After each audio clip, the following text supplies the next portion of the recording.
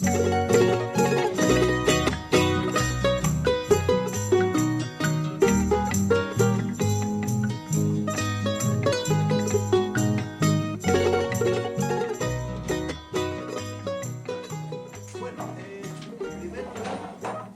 gracias a todos los que han venido y también desde la distancia un saludo a los que no vinieron por mil razones.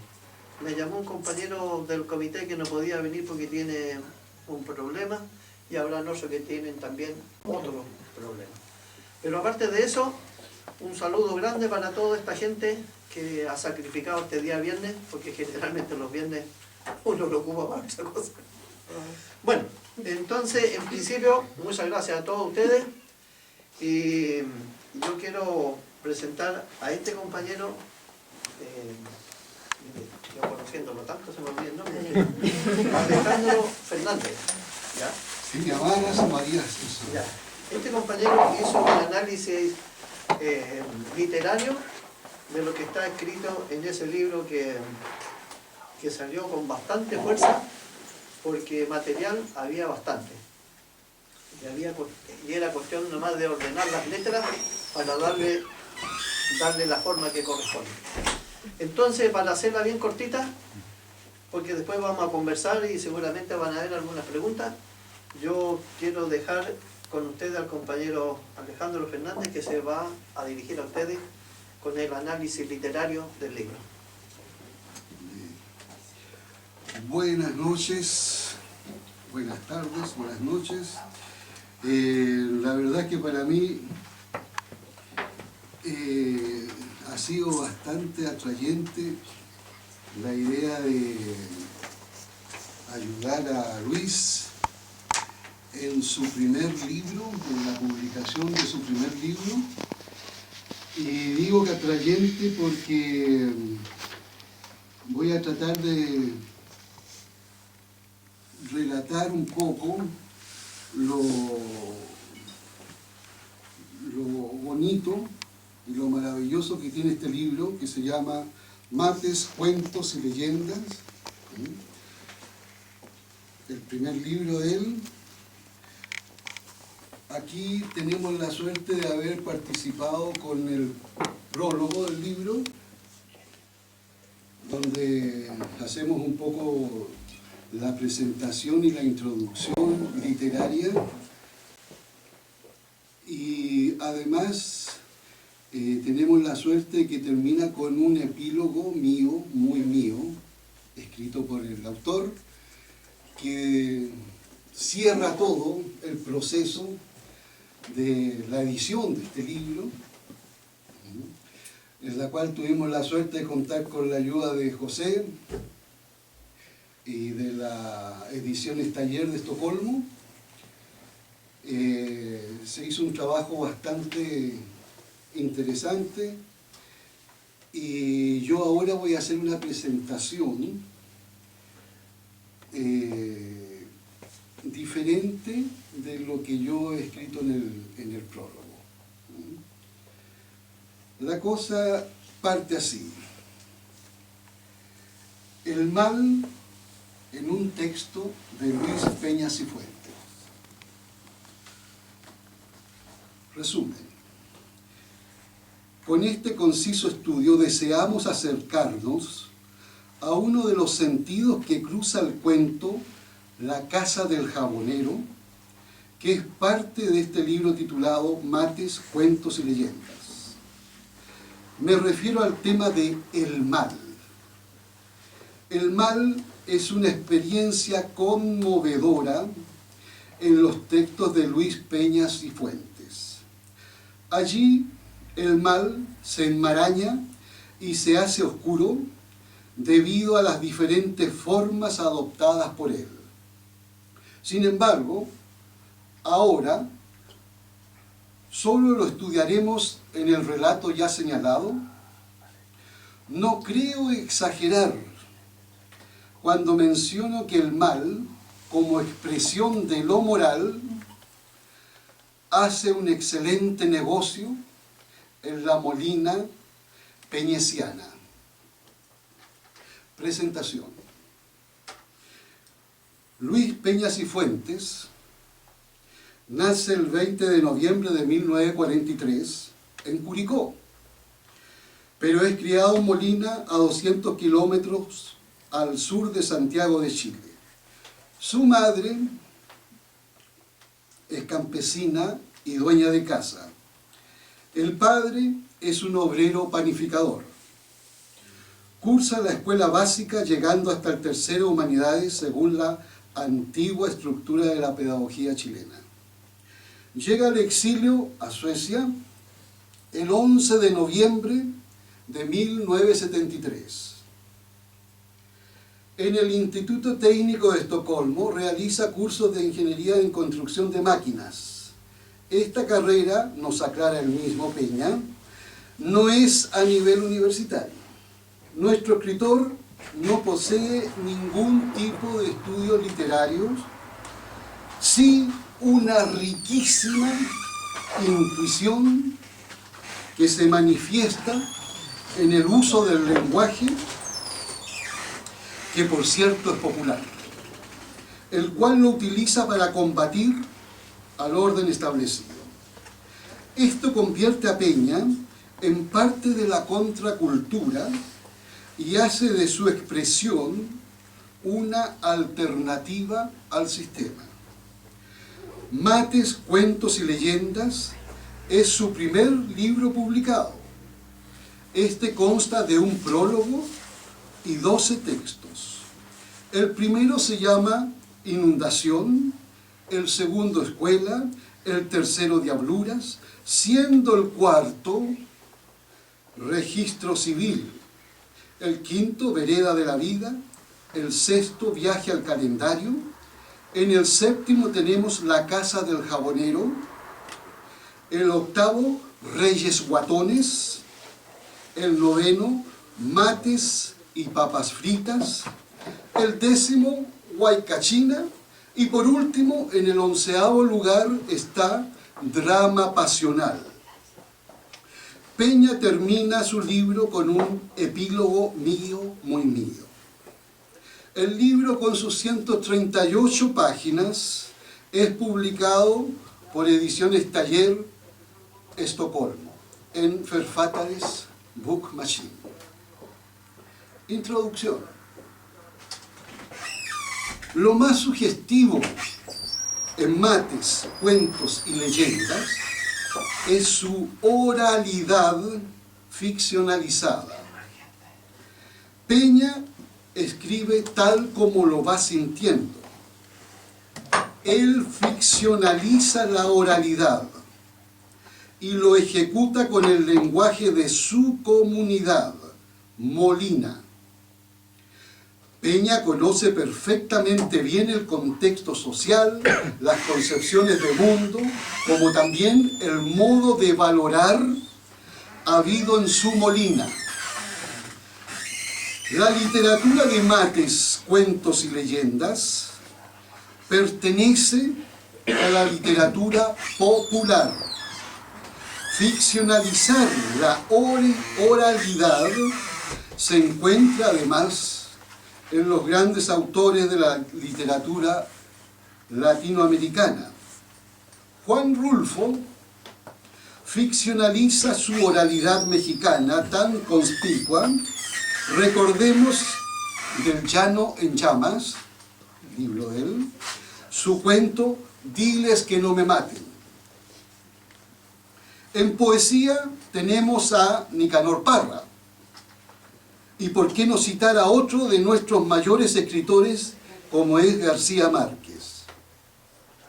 Bien cabe recordar que la ficcionalidad de la oralidad se contrapone a la llamada fetichización de la escritura y es parte de la transculturalización que se produce en gran parte del continente. La transculturación, es el fenómeno de dar importancia a lo latinoamericano antes que seguir las modas literarias de París o de otros lugares sagrados europeos. Nuestro investigador Ángel Rama la estudia en su Transculturación narrativa en América Latina, sobre la importancia de la palabra en la cultura latinoamericana, como de sus consecuencias represivas en lo político, cultural, religioso y jurídico a través de la historia de América continental, ha producido investigaciones en todas las áreas del saber.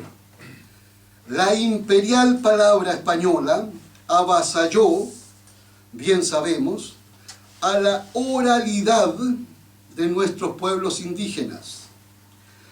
Martin Lienhardt estudió este importantísimo atropello en su libro La voz y su huella, Escritura y conflicto étnico-social en América Latina, 1492-1988. Es dentro de este contexto donde colocamos la voz popular de la narrativa de Peña.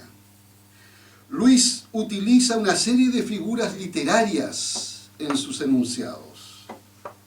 Por ahí vemos a la prosopeya. El autor llama al sol compadre o viejo cascarrabia. Luego los símil o comparaciones. El sol es más colorado que un ají cacho cabra cuando está maduro. También la hipérbole. Montañas son tan altas que le rascan el culo a la luna cuando ésta se acerca a la tierra. Y la ironía insurgente. Un Paco, en forma suave, me encajó un corneta en la pera y me dijo, etc. Otra característica de la narrativa de nuestro autor es el humor. Encontramos humor en situaciones cómicas, en que están inmiscuidos los personajes y en la utilización de un lenguaje altamente espontáneo y libre. Este nunca se acerca a zonas conceptuales, estériles o dogmas religiosos, políticos o ideológicos.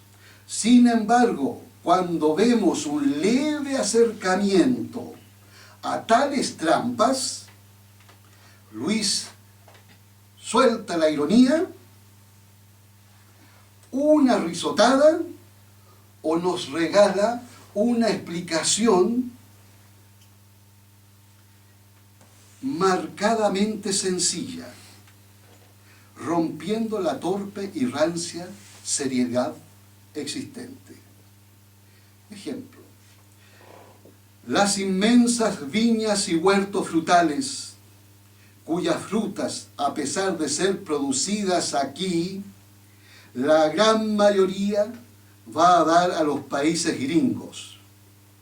Y allá, la mayoría de los gringos, que son colorados, y con los cachetes a punto de reventar, se hartan con las manzanas rosaditas, como la cara de una señorita que se le subieron los colores cuando alguien le dijo lo hermosa que era. El mal es siempre complicado.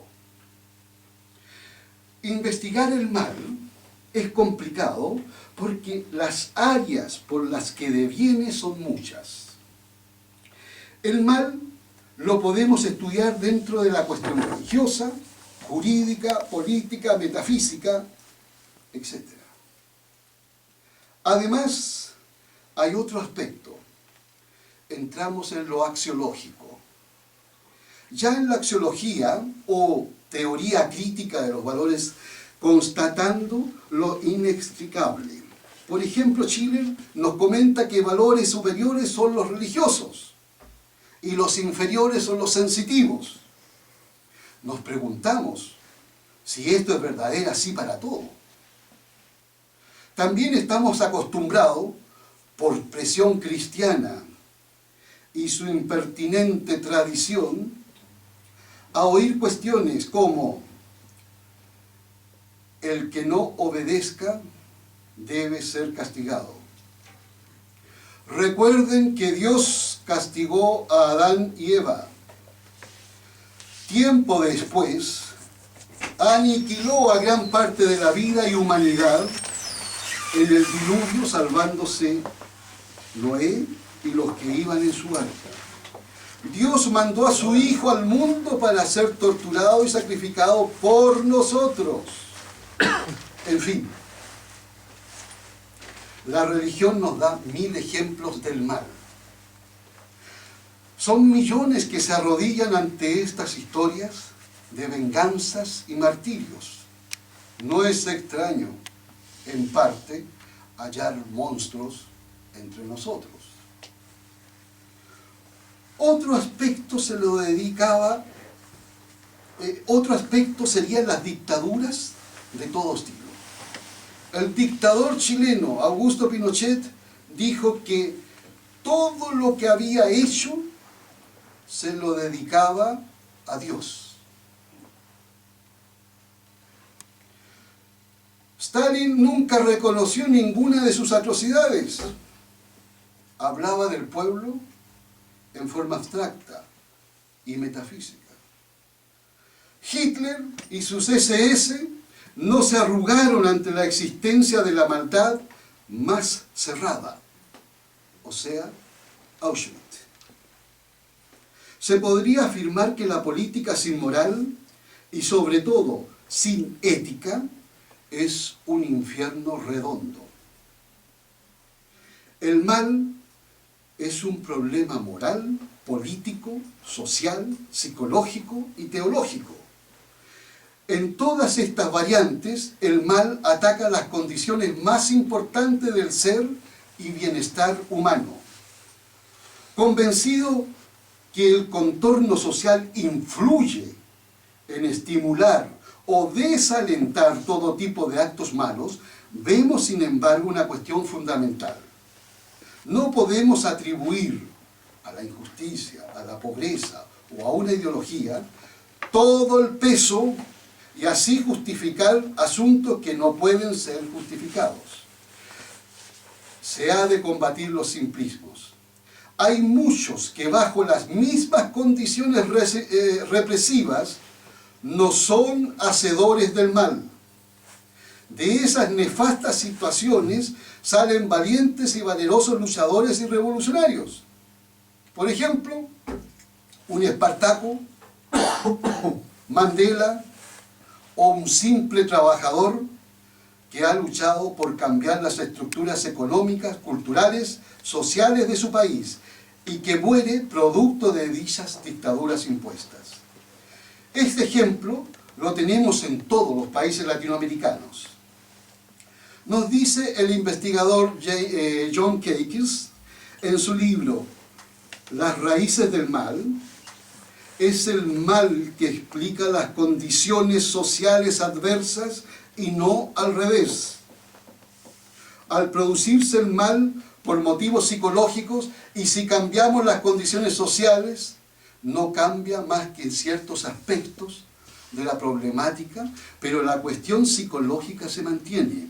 Esto es así, salvo si en esos instantes fueran cambiadas las complicaciones psíquicas por facultativos expertos en tales cuestiones.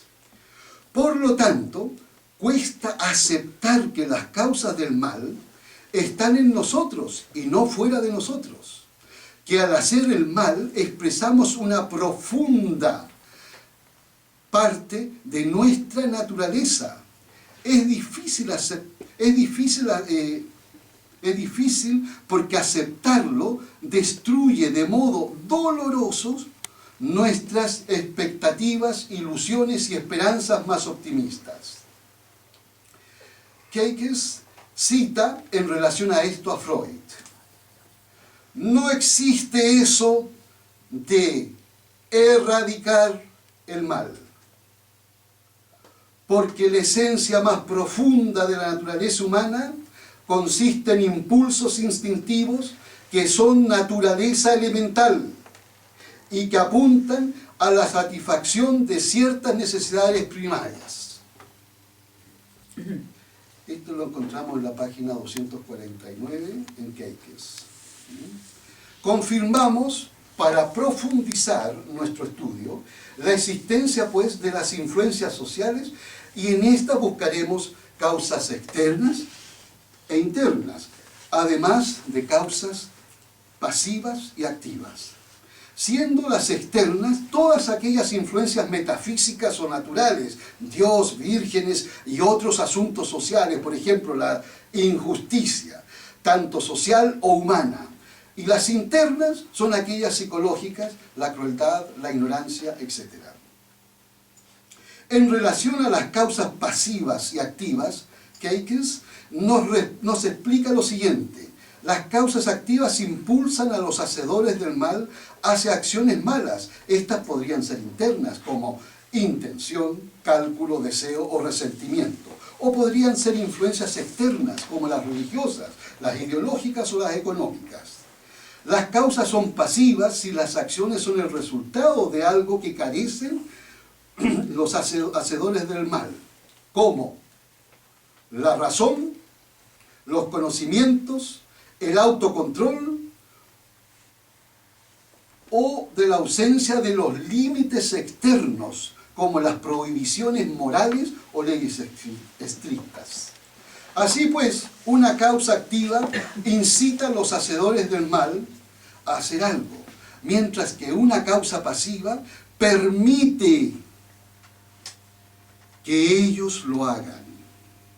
Y tanto sus acciones como la ausencia de ellas provocan a otros un daño grave, excesivo, malévolo e inexcusable. Lo dicho nos permite entender que no existe un poder productor del mal como se pensaba antes. Para eso fue creado el diablo y sus instituciones. Después, desde otra perspectiva, Lars Svensson, en su estudio Ondskans Philosophie, nos afirma que Jean Baudrillard se pregunta ¿dónde se ha ido el mal hoy? Y se responde que está en todas partes. Baudrillard nos continúa diciendo Svensson, escribe que vivimos en un mundo donde la sinrazón o insensatez triunfa en todos los frentes, y esta insensatez es en sí misma el fundamento del mal. Tenemos conciencia de la existencia de muchos otros ángulos y puntos de vista diversos, pero la limitación de esta exposición no nos permite extendernos. Bien, después de este corto viaje epistemológico, buscamos dejar atrás lo nebuloso y poder introducirnos en lo inextricable del tema. Por lo tanto, creemos que necesitamos aclarar ya la pregunta esperada: ¿qué es el mal? Keikens aclara: el mal implica un daño grave que causa lesión física, fatal o duradera, como ocurre por ejemplo con el homicidio, la tortura y la mutilación. El daño grave no tiene por qué ser físico.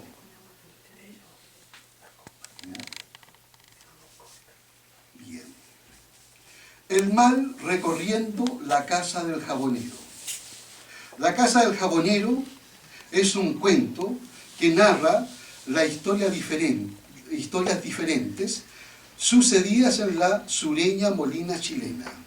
La primera historia, que sucede en el derruido penal molinense, es relatada por un barrote de la cárcel a otro.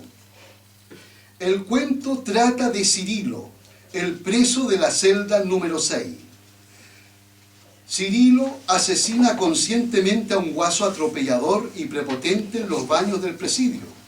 El guaso, sin nombre en el relato, es muerto en la ducha por unas estocadas en la espalda, sin que él se percatara. El guata de Pimpón, un sargento de gendarmería, más malo que el natre, investiga y busca al criminal, pero ante el silencio sepulcral de los internos, fracasa y nadie logra aclarar absolutamente nada. Cirilo se salva de toda sospecha y sigue su vida de un normal presidiario. El segundo relato, también contado por un barrote medio doblado, habla sobre un compadre. Este había enfrentado en una pelea al cara de gato, padre de una comadre, cito, medio entrada en carnes, cierra la cita. Esta y el compadre, bailando rancheras, se excitan y en un potrero tienen relaciones sexuales. El cara de gato sospecha y un día lo enfrenta sacando un revólver. El cara de gato quiere castigar al compadre.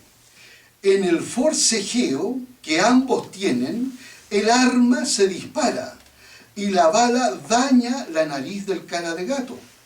El compadre huye despavorido, pero un tiempo después es apresado. El compadre, por carecer de influencias y de dinero, cae primero en la cárcel de la policía y luego definitivamente en la casa del jabonero. El cuento tercero, expuesto por unos alambres que sujetaban restos de ladrillos, trata de cómo José asesina a Nico y al moco seco, después de una borrachera con vino tinto en el campo. José huye a la Argentina y los pacos se quedaron con las ganas de detenerlo. Finalmente tenemos una cuarta narración. Esta es relatada por unas tejas partidas. Y comentan que en tiempos de la dictadura pinochetista, una hermana, joven muchacha y bien parecida, para salvar a su hermano, tiene que entregar su cuerpo al alcaide de la prisión. El hermano sale al exilio y ella tiene que cumplir el convenio con esa autoridad, seguir viviendo con él. Este es el precio. Es notable comprobar en estos 4 relatos el triunfo del mal. Gracias a esta victoria surgen unas complicadas preguntas. ¿Por qué gana el mal en estas narraciones? ¿Qué tipo de sociedad permite ese éxito? ¿Podemos hablar de que estamos ante una sociedad enferma? En el caso que así fuera, ¿cuál sería esta enfermedad? La cuestión no es muy simple. Vemos que estas interrogantes de alguna manera nos llevan a afirmaciones señaladas anteriormente por Keyes y hacia ellas nos dirigimos. Comencemos con Cirilo. Ante la pregunta ¿quién es Cirilo?, nos encontramos sin respuesta alguna, ya que el texto nada informa sobre el personaje. Tampoco sabemos del por qué está preso. El escrito algo nos aclara acerca de ciertos rasgos psicológicos. Nos dice, el preso de la número 6 le tenía tirria al guaso acerca de al guaso por ser este macanudo y medio prepotente para sus cosas, especialmente cuando se repartía el desayuno. Atropellaba a todo el mundo y quería ser el primero siempre. Posteriormente, el narrador esclarece: Cirilo se llamaba el compadre que había jurado mandarse al pecho al guaso. Pues bien, la cosa se complica ahora, porque nos encontramos ante una nueva situación, la existencia de un juramento. Había jurado mandarse al pecho al guaso. Esto significa claramente que Cirilo ha meditado sobre el asunto y tomado una determinación. Tenemos una intención. Antes de seguir, y si volvemos a las llamadas causas externas, vemos claramente la existencia de cierta nefasta, que es la presencia del guaso. Esto importuna enormemente a Cirilo. El acosamiento real está fuera de él y el acoso le despierta una concreta causa interna, el aspecto psicológico. Me refiero a esa excesiva, por no decir ilógica, irritación y también esa forma de sentirse menos ante su enemigo debido a ese ser el primero siempre, decidido. El objetivo a conquistar por nuestro preso de la número 6 es matar, la muerte del Guaso. En ese sentido comprobamos que él, como personaje principal o sujeto de la acción, lo hará. Para tal cosa tendrá la ayuda de otros presos. Estos serán sus ayudantes en la acción. El enunciador del cuento, a través del relator, no lo olvidemos, nos informa que la prepotencia, cito, molestaba al resto, pero no había nadie quien le parara el carro. Solo el compadre de la número 6 era el único que podía poner las cosas en su lugar. Cierro la cita. Después sabremos que son ellos los que le conseguirán un fierro o una barra metálica para sacarle filo y enterrarla hasta las cachas en los lomos del susodicho Guaso. Cierro la cita. Si nos concentramos en las llamadas causas activas, señalamos al objetivo del preso número 6 como la expresión de lo psicológico del personaje. Aquí coincide la causa activa y la interna.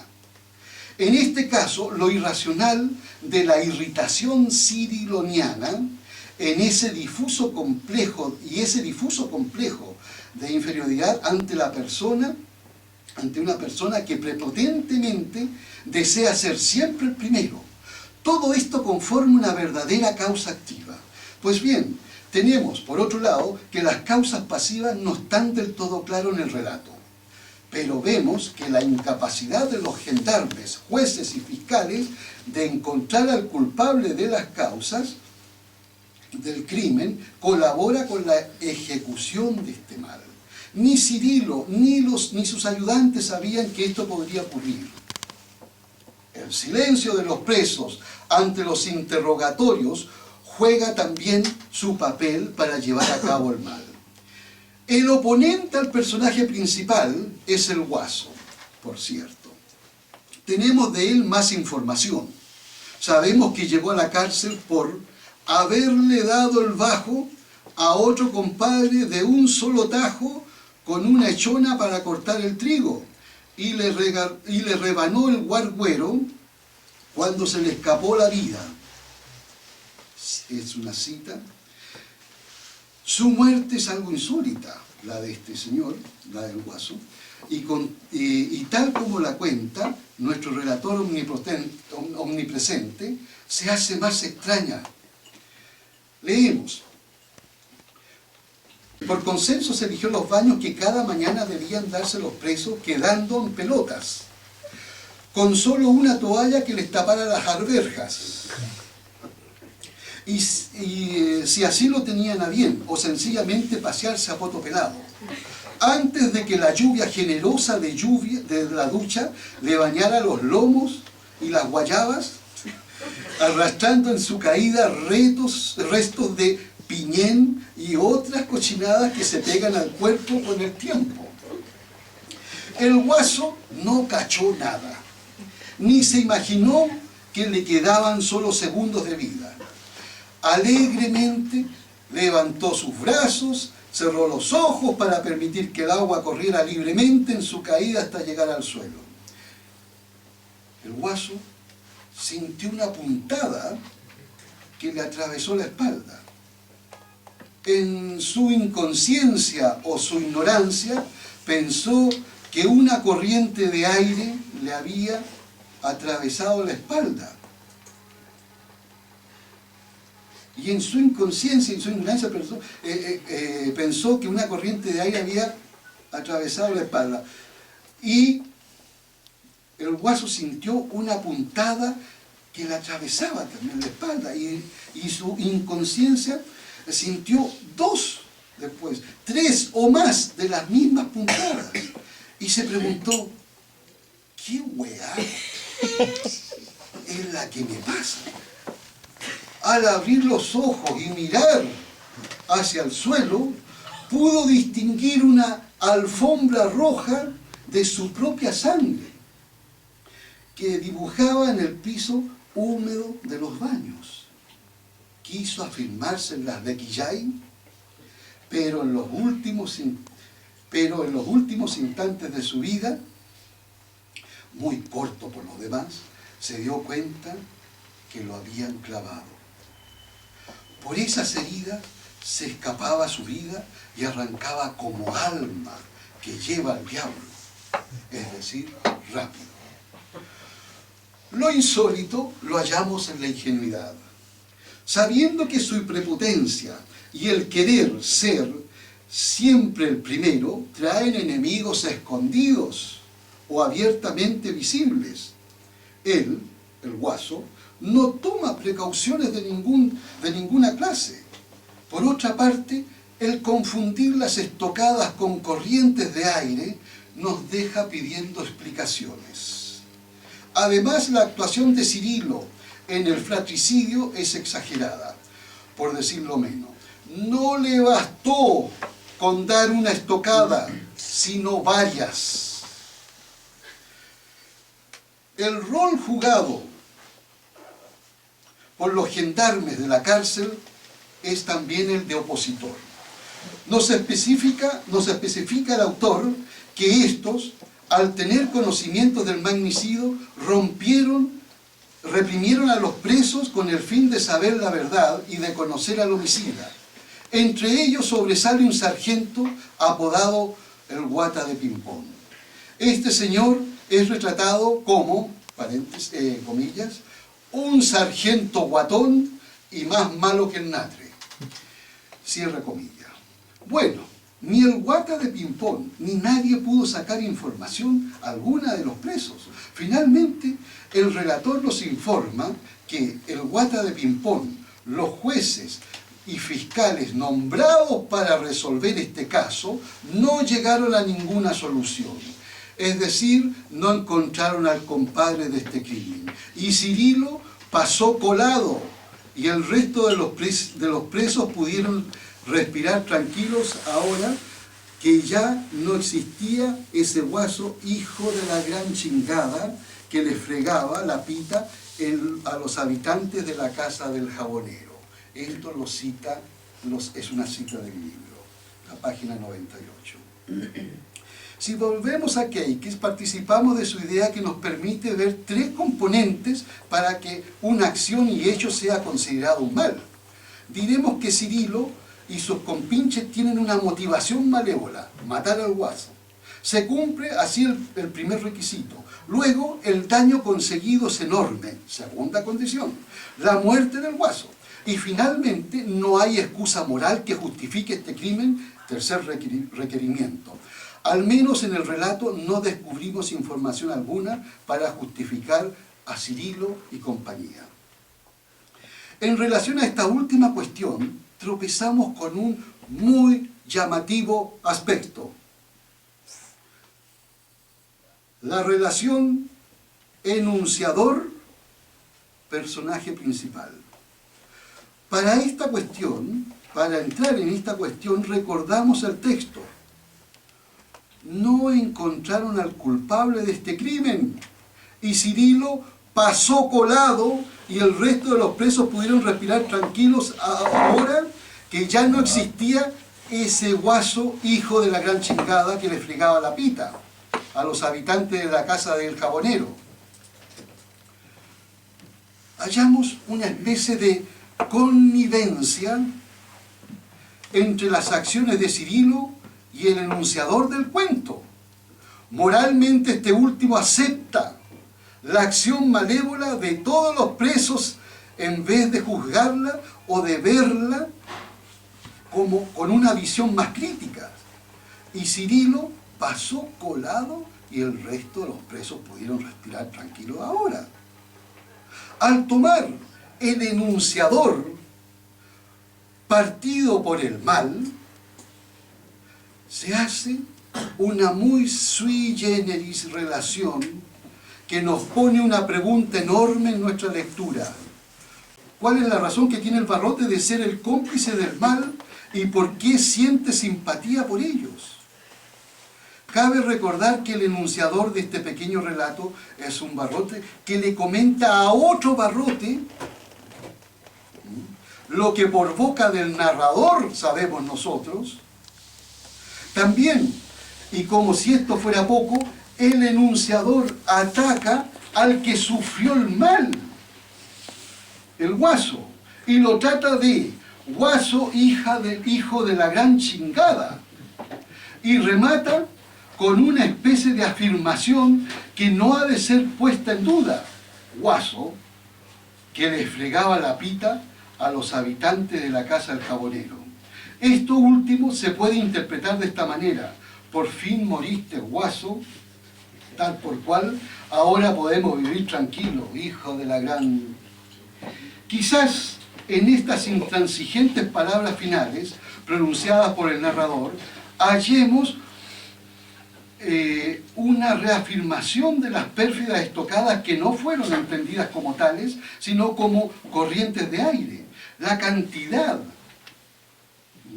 de las pérfidas estocadas también reafirman al mal escondido en ese fierro que llegó hasta las cachas en los lomos del susodicho guaso.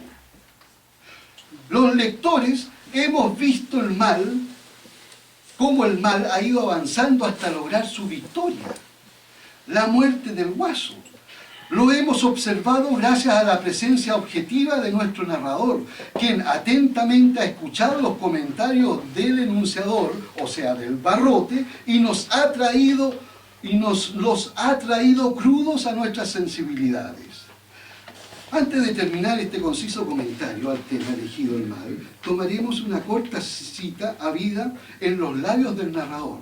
Esta viene en parte y solo tangencialmente a dar una pequeña respuesta a nuestras preguntas dejadas en el aire anteriormente, y que las resumimos en la siguiente: ¿qué tipo de sociedad habida en el relato permite el éxito del mal? Escuchemos. Nos dice el narrador: sin respirar el aire de la libertad que respiramos, los que no tenemos deudas con esa vieja guatona, fea y maricona, que administra la mal llamada justicia a través de juzgados o tribunales que no escuchan o se hacen los hueones. Dejaremos hasta aquí nuestro pequeño estudio. Esta es una primera parte de nuestra indagación. Aún existen muchas aristas en nuestro tema. Los restantes cuentos cortos de la casa del jabonero quedan pendientes para otra ocasión. Solo quisiera decir que este libro, Mates, Cuentos y Leyenda, es un tesoro para ser estudiado. No solo por su calidad literaria, sino también por su riqueza lingüística.